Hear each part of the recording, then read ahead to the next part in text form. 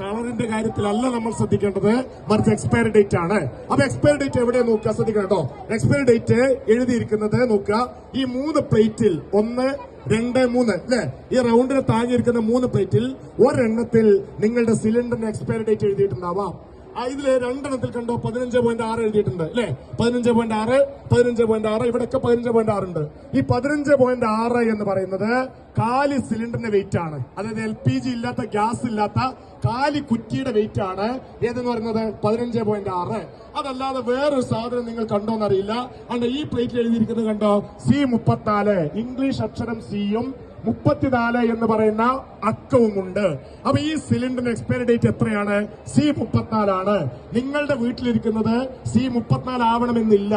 A26 ആവാം, അല്ലെങ്കിൽ B28 ആവാം, അല്ലെങ്കിൽ C25 ആവാം, അല്ലെങ്കിൽ D24 ആവാം. മനസ്സിലായല്ലോ? ആ സാധനമാണ് ഈ എക്സ്പയറി ഡേറ്റ് എന്ന് പറയുന്നത് അല്ലെ.